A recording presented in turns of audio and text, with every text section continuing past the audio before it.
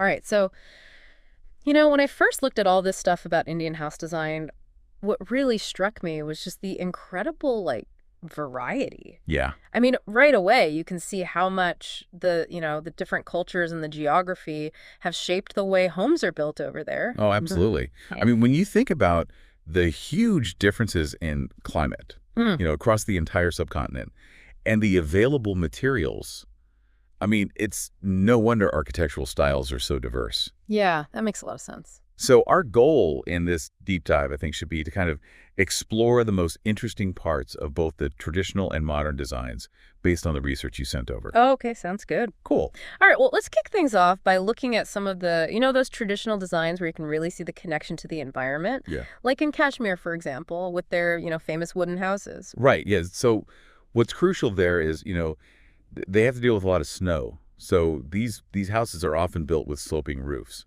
to keep the snow from piling up.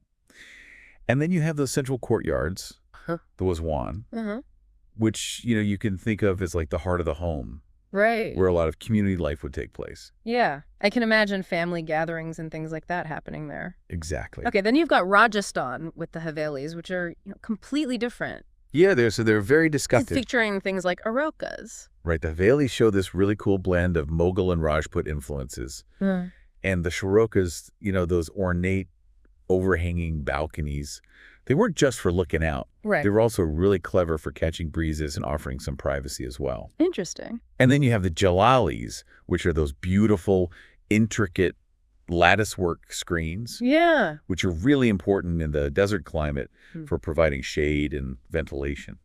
So they're functional as well as being decorative. Exactly. They're both. Very cool. All right, moving down to Kerala, you have the Nalukatu style, which seems to prioritize natural materials. Oh, definitely. So the Nauluketu homes often made use of local materials like clay and stone. Hmm. And they had these, steep roofs to deal with the monsoon rains. Right, yeah. Kerala gets a ton of rain. Exactly. Tons of rain. Yeah. And they also have open courtyards, which are strategically placed to take advantage of cross-ventilation. Oh, to deal with the humidity. Yeah, with the humid conditions. And, it's fascinating because this emphasis on local resources is kind of like an early form of sustainable design. I see. Yeah, that makes sense. It's really interesting. Okay, so then in Tamil Nadu, we see the Agraharam houses with those terracotta roofs and those thinai, which is, Right, yeah. The thinais were verandas, okay. kind of like front porches, Uh-huh. which again shows, that importance of social interaction, providing spaces for neighbors to chat and connect. Okay. And terracotta was also practical for keeping interiors cool in the heat.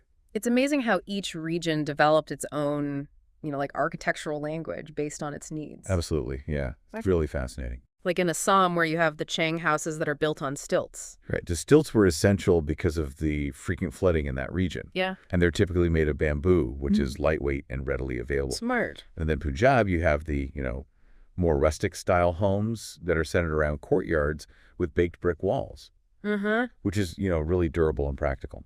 So these traditional designs weren't just about shelter. Well- They're about the environment and how people live their lives. Exactly. Yeah, it was a whole way of life reflected in the architecture. So how did you know this legacy influenced the modern Indian house designs that we see today? Well, what's really cool is that contemporary architects are often reinterpreting these traditional elements. Uh-huh. So you might see